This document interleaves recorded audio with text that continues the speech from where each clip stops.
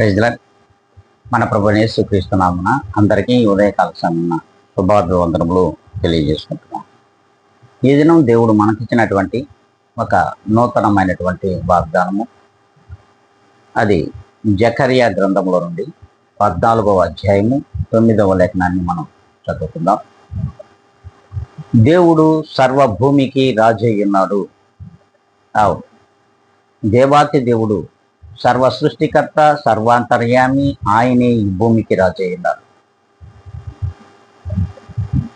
అంతేకాదు,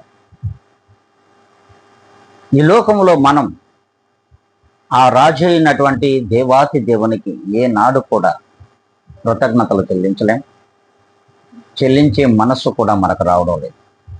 అంతేకాదు, ఈ లోకములో ఉన్నటువంటి లోకపరమైన రాజులకు, అధికారులకు, నాయకులకు మోకరిల్లుతున్నామే తప్ప సర్వభూమికి రాజు అయినటువంటి ఆ దేవాతి దేవునికి తలయొగ్గి తల వంచి ఏనాడు కూడా ఆయనకు కృతజ్ఞత స్తుతి స్తోత్రములు కానీ, ఆయన పక్షముగా విశ్వాసము కలిగినటువంటి జీవితాన్ని కానీ, మరి ఆయన యందు నమ్మిక ఉంచినటువంటి జనులు కానీ మనము కనిపించటం లేదు.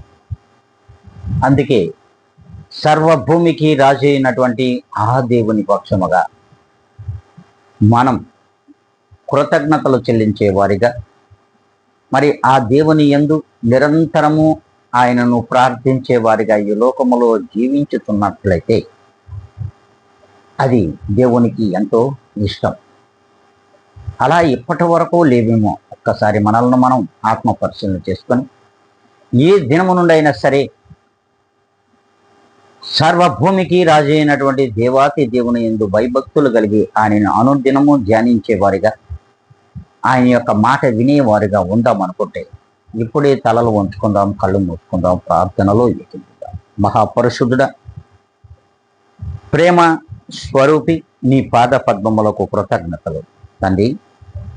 ఈ యొక్క ఉదయకాల సమయమున నీవిచ్చిన ఈ గొప్ప వాగ్దానాన్ని ఇదిగో వీక్షించుతున్న నీ బిడ్డలందరి హృదయములలో నాయన నింపి, నాయన ఈ దినము నుండి అయినా సరే మీ యందు భయభక్తులు కలిగి జీవించే జీవితాన్ని నీ ప్రియ బిడ్డలందరికీ దయచేయమని బ్రతిములాడుకుంటూ, నన్ను నేనుగా అతి మిక్కిలిగా తగ్గించుకొని యేసు క్రీస్తు యొక్క గొప్ప ఘనమైనటువంటి నామమున అడిగి వేడుకొని ప్రార్థిస్తున్నాను మా ప్రియ గొప్ప పరలోకపు తండ్రి.